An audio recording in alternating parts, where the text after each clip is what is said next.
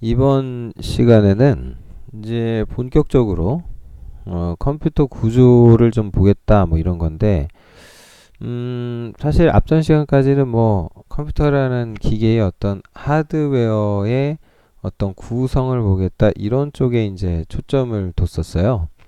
그래서 이제 뭐 조립도 해보고 근데 우리가 이제 개념적으로 하는 것들이 실제 모습이 어떤지 그걸 이제 보기 위한 뭔가를 했죠. 음, 근데 사실 이제 우리가 컴퓨터다라고 이야기를 하면요. 우리가 말하는 컴퓨터라는 것은 사실은 뭐 말하는 거냐면 CPU 말하는 거예요, CPU. 그래서 이 CPU라는 것의 어떤 구조를 이해해야 하는데 이것이 사실은 이제 이른바 컴퓨터 구조예요. 그래서 이 컴퓨터의 구조를 공부를 하려면 즉 CPU의 구조를 알아야 되는데 그러려면 여러분이 제일 먼저 아셔야 될 반드시 알아야 될 그래서 두 가지가 뭐냐면 색깔을 좀 바꿀게요. 두 가지가 뭐냐면 일단은 1비트라는 말을 좀 아셔야 되겠고요. 영문 표기로는 비트요.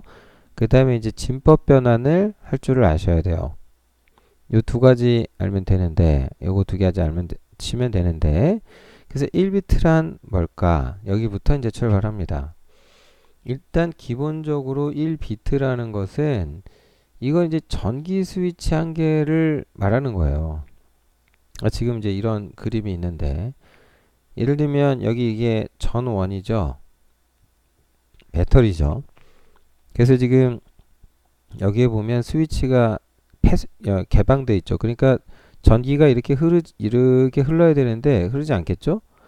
그런데 이 스위치를 이렇게 되도록 딸깍 눌러준다면 이게 이렇게 연결된 거고 전기가 이렇게 흐르겠죠. 그러면 모르긴 해도 여기에 불이 이렇게 켜질 거예요. 그러니까 전기 스위치라는 게 등장하면은 일단 뭐 상태라고 하는 정보를 이야기했을 때 상태라는 정보가 크게 딱 두 가지예요. 일단 온 상태가 되든지 아니면 오프 상태가 되든지 이렇게 두 가지. 근데 이렇게 온 상태가 됐을 때는 1, 오프일 때는 0이라고 표현한다면 예를 들어서 전기 스위치 요렇게 하나가 지금 만약에 오프돼 있다. 그러면 그건 0인 거죠. 만약에 이제 붙어서 즉 접점이 붙여서 스위치가 온돼서 전기가 흐르면 그 상태를 1이라고 이야기하는 거죠.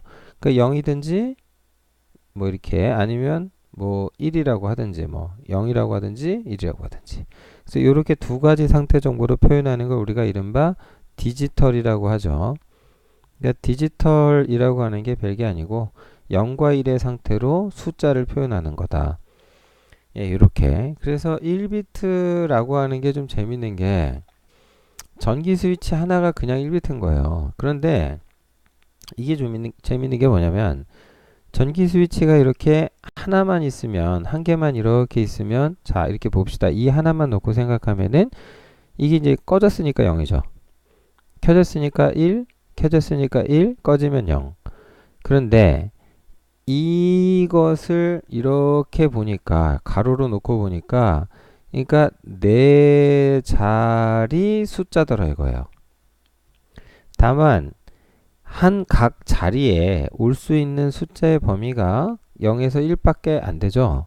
우리 인간은 보통 10진수를 써요. 그러니까 10진수 체계 기반의 십진수를 사용하는 체계를 십진법이라 하는데 근데 여기는 이제 0에서 1까지 가는 이런 두 가지 경우죠. 두 가지 경우입니다. 그래서 얘는 이제 이진수가 돼요. 자, 이렇게 이진수가 되죠. 그러면 어쩔 때는 흐르고 어떨 때는 흐르지 않고 이런 걸 가지고 이진수 네 자리 숫자를 표현을 했는데 이렇게 이진수로 표현되는 수를 십진수로 바꾸는 것은 어렵지 않아요. 이렇게 이진수를 십진수로 아니면 십진수를 다시 이진수로 이렇게 바꾸는 것을 우리가 진법 변환이라고 하죠. 진법 변환이라고 그래요. 뭐 이러거나 저러거나 어쨌든 사람은 십진수가 좀 유리하기 때문에 요걸 이제 가서 바꿔보면은 이렇게 되는 거예요. 아까 그 뭐 이렇게 0, 1, 1, 0이잖아요. 그럼 이진수 이제 0, 1, 1, 0이 있는데 요것이 이제 0, 1, 1, 0에서 이 각 자리가 예를 들면 우리가 125라는 숫자가 있으면 여기서 1은 이건 100자리죠. 2는 10자리고 여기서 마지막 5는 한 자리죠. 1의 자리죠. 1의 자리죠. 이게 이제 어떻게 표현되는 거냐면 같은 말로 얘기했을 때 1의 자리라고 하는 것은 1의 자리다라고 이제 이야기를 한 것은요. 색깔 좀 바꾸게. 계속 빨가니까 스트레스가 심하다. 그죠? 1의 자리라고 하는 것은 우리의 이게 이제 10진수 있을라고 가정했을 때 10의 0제곱인 거고 10은 10의 1제곱인 거고 100은 10의 2제곱인 거죠. 10의. 그러니까 여기가 0제곱, 1제곱, 2제곱, 10의. 그죠? 그러면 얘는 이제 이진수잖아요. 그럼 여기는 2의 0제곱, 2의 1제곱, 2의 2제곱, 2의 세제곱이죠. 그러니까 계산해 보면 8, 4, 2, 1인데 8하고 0하고 곱해봤자 그건 0이죠. 4하고 1하고 곱하면 4죠. 2하고 1하고 곱하면 2죠. 1하고 0하고 곱하면 0이고 이걸 싹 다 더하니까 얼마가 되더라? 그래서 얼마가 되더라? 네, 6이 되는 거죠. 그래서 이렇게 계산해 보니까 6이 나오더라 이거예요. 그러니까 이제 다시 올라가서 전기 스위치 4개를 이렇게 지금 연결했는데 이렇게 연결할 형태를 병렬이라고 우리가 직렬이 아니라 병렬 연결이라고 하죠. 이런 거를. 예, 중학교 때 뭐 이렇게 학교에서 배웠을 거예요. 그러니까 이렇게 병렬 연결해 가지고 자릿수를 표현하고 이렇게 해서 어떤 거는 이제 높은 자리, 일로 가면 낮은 자리 이렇게. 그래서 이걸 이진수 체계로 표현한 다음에 10진수로 바꿔서 이해를 할 수가 우리가 있는 거고. 그죠? 뭐 어차피 수계산이야. 이진수로 하든 10진수로 하든 그건 상관없고. 자, 차이 이제 중요한 건 뭐냐면 이렇게 하나가 아니라 네 개를 조합했을 때 이건 조합에 대한 이야기죠. 그럼 어떻게 되는 거냐면 이 스위치 하나가 경우의 수가 두 가지인데 그게 조합됐으니까 몇 개? 네 개가. 그래서 2의 4제곱 가지 경우의 수가 있죠. 경우의 수가 이제 존재하게 됩니다. 경우의 수가. 그래서 이런 4비트다라는 표현에 우리가 좀 이제 익숙해질 필요가 있죠. 자, 그래서 결국 숫자를 표현을 할 때요. 자, 이제 4비트 갖고 이제 뭐 다른 숫자도 한번 해볼게요. 그러니까 여기 뭐 1이고 0이고 1이잖아요. 그럼 여기는 2의 8제곱일 거고 2의 8제곱일 거고 8제곱이란다. 2의 4제곱일 거고요. 죄송합니다. 그러니까 이건 8이고 4고 2고 1이죠. 그러면 8하고 1하고 더해서 지금 이건 얼마가 돼요? 이제 이렇게 하면 이제 9가 되는 거죠. 이렇게. 자, 어쨌든 이렇게 4개의 비트, 즉 지금 이 상태에서 요만큼까지를 놓고 우리가 4비트다 이렇게 얘기를 하는데 이 4비트 상태는 총 16가지 경우의 수가 표현이 가능하다 이렇게 이해하시면 되겠네요. 자, 요거는 이제 외우셔야 돼요. 요거는 좀 외우셔야 되는데 이게 이제 뭘 암기를 하셔야 되냐면 자, 여러 비트를 조합한다. 그럼 큰 수를 표현할 수 있다라고 돼 있죠. 그러면 아까 이제 4비트는 0에서 2의 4제곱 빼기 1까지. 그러니까 4비트라는 것은 2의 4제곱 마이너스 1이면은 이거 계산해 보면 15가 나와요. 2의 4제곱 계산하면 16이죠. 거기서 빼기 1하니까 이제 15인데 그럼 0에서 이제 요 숫자까지 15까지 표현이 되는 거죠. 그러니까 전체 경우의 수는 16가지가 되는 거고 숫자로 보면 0에서 최대 15까지 표현이 되죠. 자, 이렇게 표현이 됩니다. 표현이 되는데 자, 이 중에 이게 이제 굉장히 중요한데 여러분이 이건 형광펜으로 제가 써야 될 것 같아요. 너무 중요해서 8개의 비트를 묶어서 뭐라고 한다고요? 이걸 1바이트라고 한다. 그러니까 새로운 용량 단위가 이때 등장하는 거예요. 그런데 이 1바이트라는 게 뭐라고요? 영문 한 글자가 저장될 수 있는 메모리의 크기다 이건 거예요. 자, 이게 영문 한 아이고 이렇게 가면 안 되는데 영문 한 글자가 저장될 수 있는 메모리 크기다 이거죠. 형광은 요게 낫고 자, 이제 펜으로 써야지. 네. 자, 이게 영문 한 글자가 저장될 수 있는 메모리의 크기다. 요 점이 굉장히 이제 중요한 거죠. 자, 참고로 이제 한글 한 글자를 저장하려면 용량이 2바이트가 필요합니다. 요거까지는 좀 기억을 해주세요. 자, 그리고 재밌는 게 있는데,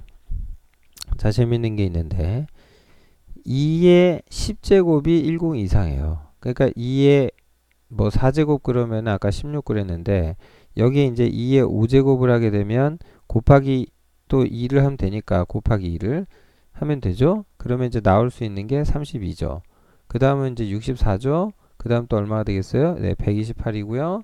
그 다음에 256, 그 다음에 512, 그 다음에 1024가 되는 겁니다. 자, 그래서 컴퓨터는 이게 보통 우리가 이제 단위가 올라갈 때 1000단위로 끊어요. 그러니까 예를 들면 뭐 1000, 뭐 1kg이다 라고 하는 것은 사실은 이제 1000g이죠. 그죠? 그런 것처럼 1000이라는 단위가 될 때 1000이라는 숫자가 되면 이제 단위가 바뀌는데 컴퓨터는 그게 이제 1024단위예요. 그러니까 용량을 얘기할 때 이걸로 바뀌어요. 그리고 2의 32제곱을 계산해 보면 42억 9496만 7296인데 이것을 만약에 바이트다라고 이야기를 한다면 요게 얼마가 된다고요? 4기가바이트가 돼요. 이것도 역시 암기의 대상입니다.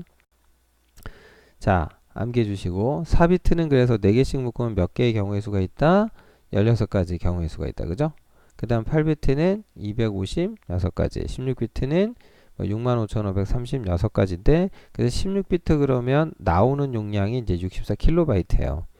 그래서 뭐 요런 얘기들을 좀 이렇게 했는데 일단은 여기까지는 여러분이 이게 뭐 어떤 이해의 대상이 아니라 이렇게 하는구나 라고 암기하셔야 될 부분이에요. 이건 이해의 대상이 아니에요.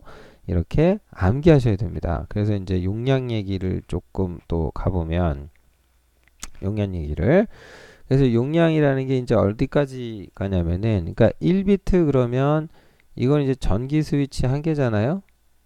예, 전기 스위치 한 개. 그래서 1비트 그러면 전기 스위치 한 개다. 이런 게 여러 개 조합돼 가지고 이거는 이제 용량이라고 말하기는 어렵고 표현의 최소 수준이다.